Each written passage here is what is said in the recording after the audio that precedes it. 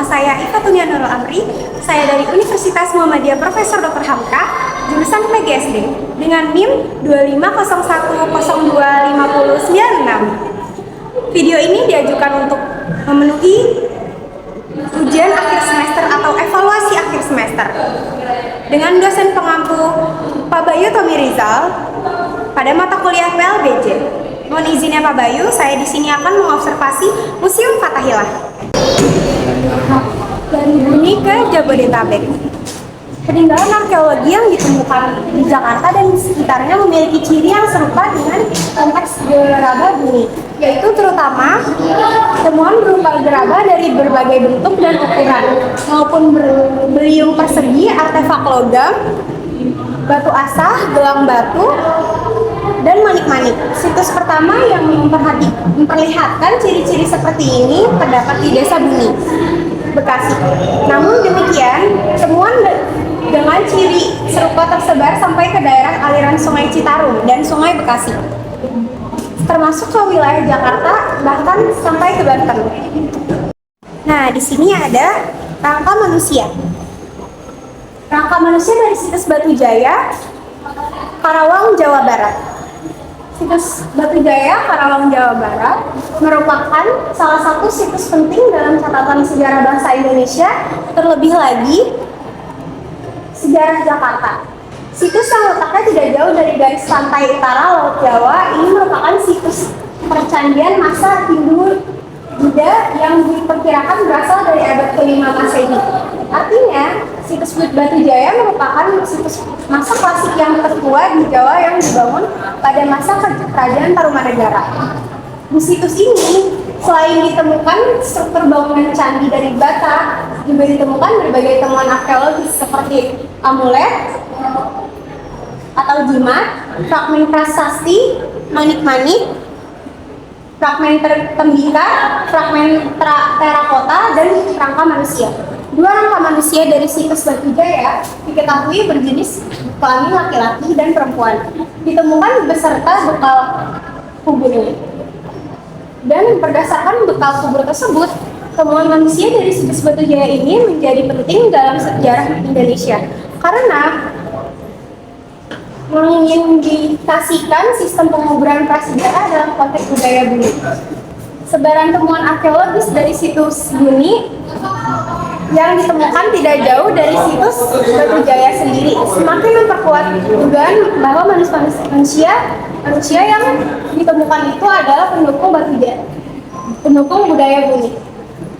Di masa kemudian, daerah Batujaya dikenal dengan situs yang memiliki karakteristik temuan arkeologi dari masa Hindu Buddha yang kental. Nah, di sini ada gerabah Bumi.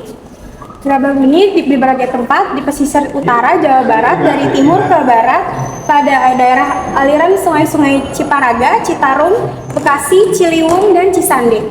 Persebarannya ke barat sampai ke Anyer termasuk Jakarta. Gerabah Bumi dapat dibedakan menjadi dua macam, yaitu gerabah yang berwarna kemerahan dan gerabah yang berwarna keabu-abuan. Gerabah-gerabah ini dibuat dengan teknik tatap pelandas. Pola hias yang dianggap ciri lokal gerabah Bumi adalah unsur hias berbentuk persegi yang ditempatkan di bagian tengah lingkaran, sementara pada bagian luar lingkaran terdapat garis-garis pendek seperti pancaran sinar. Gerabah yang ditemukan di wilayah Jakarta umumnya menunjukkan ciri yang serupa dengan gerabah Bumi, Pejaten, Kampung Kramat, dan Condet, Balai Kambang, menghasilkan berbagai jenis gerabah yang menunjukkan kesamaan baik bentuk maupun hiasan. Gerabah berhias dibuat dengan teknik digores dalam bentuk pola sisir, pola garis-garis, lengkung, dan lingkaran-lingkaran kecil. Selain itu, hiasan dikerjakan juga dengan teknik pukul tatap yang berhias ukiran atau lilitan tali maupun teknik tekan.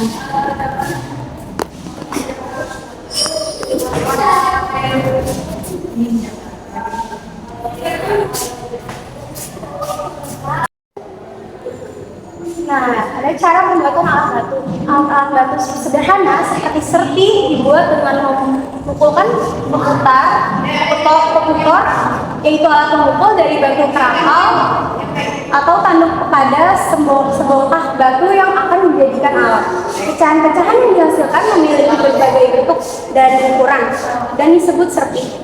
Serpi yang mempunyai bagian tajangan yang baik kemudian dijadikan alat tanpa dimodifikasi pada kadangkala bagian tajangan diserpi atau diletus lebih lanjut agar dapat berfungsi dengan lebih baik. Nah, cara pemakaian alat serpi baik yang diletus maupun tidak biasanya mempunyai ukuran yang cukup nyaman untuk dipegang dengan tangan, terutama dengan telunjuk, jari tengah, dan jempol. Serpi berukuran besar dipakai dengan digenggam dengan seluruh tangan. Serpi dapat digunakan untuk mengiris, memotong, meraut, atau mengupas sesuatu. Sementara beliung dalam pemakaiannya harus diikatkan pada gagang.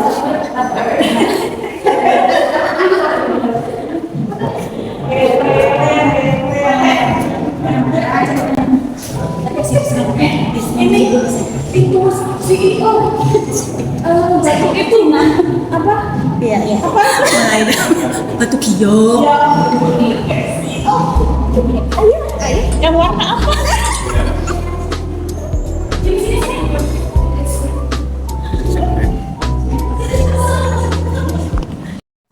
Nah, di sini ada prasasti tubuh.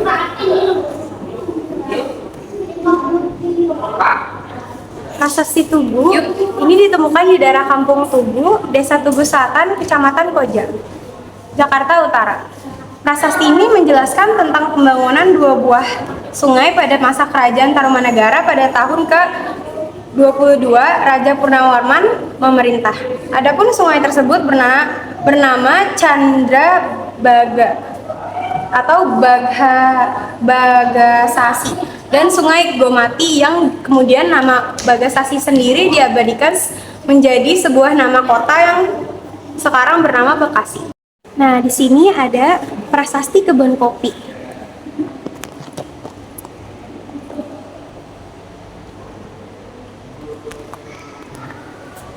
Prasasti kebun kopi ini ditemukan tidak jauh dari lokasi penemuan prasasti Ciaruten. Pada prasasti ini terdapat simbol dua telapak kaki gajah dan tulisan yang menggunakan bahasa Sanskerta dan juga berhuruf Palavia. Telapak kaki gajah ini memiliki air wata yang dipercaya sebagai tunggangan milik Raja Purnawarman, penguasa Kerajaan Tarumanegara.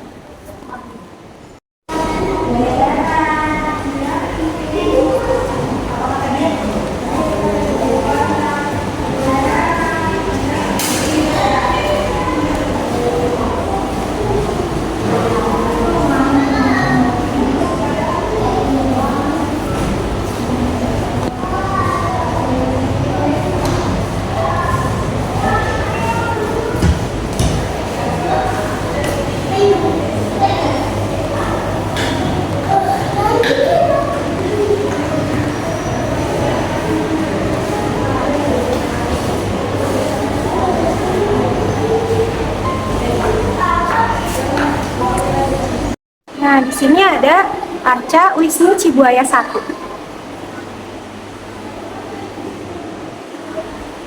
Dan ada Arca Wisnu Cibuaya 2. Arca Wisnu Cibuaya 1 walaupun berasal dari abad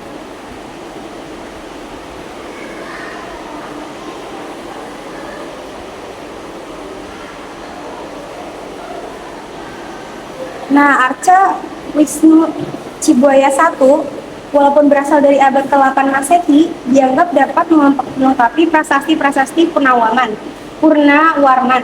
Situs tempat penemuannya di Cibuaya yang tidak jauh dari situs Batu Jaya, serta pemujaan terhadap Wisnu yang dianut oleh Purnawarman menjadi benang merah yang menghubungkan temuan ini. Gaya ikonografinya, arca ini memperlihatkan adanya beberapa persamaan dengan arca yang ditemukan oleh semenanjung tanah Melayu, Siam, dan Kamboja yang mempengaruhi langgam seni pala di India Selatan dari abad ke-7 sampai abad ke-8 Masehi, atau barangkali dengan gaya masa Chalukya. Nah, arca Wisnu Cibuaya II juga ditemukan di desa Cibuaya, tetapi tempat aslinya tidak dapat dipastikan berdasarkan persamaan-persamaan yang ada.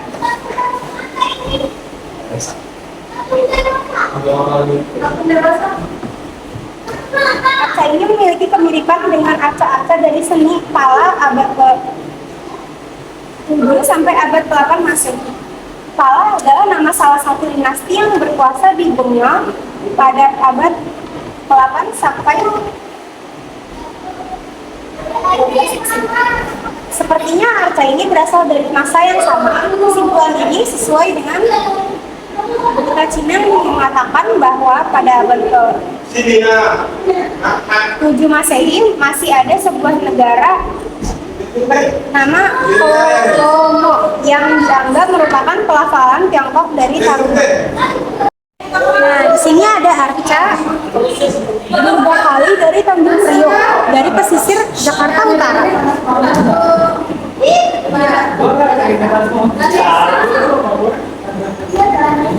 Nah, ini ada Ganesha dari Warung Buncit, Pasar Minggu, Jakarta Selatan. Arca batu granit ini ditemukan di sebelah timur Pelabuhan Tanjung Priok pada tahun 1883. Berukuran tinggi 65 cm, sosok Durga Kali ini digambarkan dalam posisi duduk bersila dan memiliki 4 lengan. Kedua pasang lengan bagian bawahnya sudah patah sehingga kita tidak dapat memakai atribut laksana apa saja yang dipegang olehnya. Sebagaimana penggambaran Durga Kali pada umumnya, arca ini memiliki wajah yang menakutkan dengan mata membela dan rambut berantakan terurai di bahu hingga punggungnya. Berdasarkan atribut yang dikenakan, kemungkinan tokoh ini terkait dengan komunitas RSI, orang suci Hindu, ditandai oleh upawita yang ia pakai, yaitu kalung manik-manik yang dipakai secara diagonal pada torsonya. Nah, Ganesha dari Warung Buncit, Pasar Minggu, Jakarta Selatan. Pada tahun 1990, di Warung Buncit, Pasar Minggu, Jakarta Selatan, secara tidak sengaja ditemukan sebuah patung batu Ganesha dalam penggalian fondasi bangunan. Ganesha ini ditemukan di kedalaman 3 meter. Ganesha adalah bagian lain dari keluarga inti Siwa dan Uma atau Parwati Durga.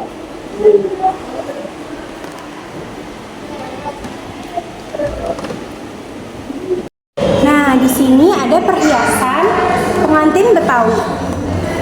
Pakaian pernikahan Betawi dikenal dengan nama dandanan carenone pengantin Cine. Dari namanya sendiri terlihat bahwa pakaian tradisional ini sangat kental dipengaruhi oleh budaya Cina. Tidak hanya itu, perhiasan yang dikenakan pun juga erat dipenghuni oleh budaya Arab yang meliputi tusuk kembang rumput, tusuk kembang kelape, kembang goyang, tusuk burung hong, cadar, yaitu perhiasan yang menutupi wajah, kerabu itu anting-anting, dan lain sebagainya. Seperti ini, bentukan kalau sedang memakainya saat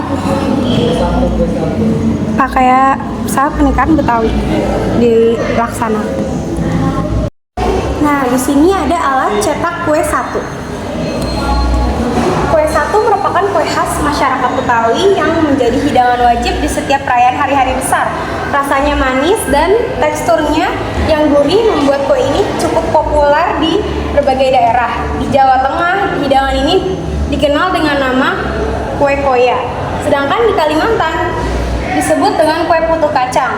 Konon, namanya yang unik ini diperoleh dari proses pembuatannya yang harus sangat telaten dan dibuat satu persatu. Ada pula yang mengatakan bahwa nama kue ini berasal dari perbandingan kacang hijau dan gulanya yang harus 1:1. Cetakan kue ini sendiri terdiri dari banyak bentuk, dimulai dari bentuk ikan, daun, hingga bentuk bunga. Uniknya, untuk mendapatkan tekstur gurih yang lezat, masyarakat Betawi aslinya hanya perlu menjemur kue ini di bawah sinar matahari selama 1 hari saja, mengingat seluruh bahan-bahannya yang telah dimasak termasuk terlebih dahulu.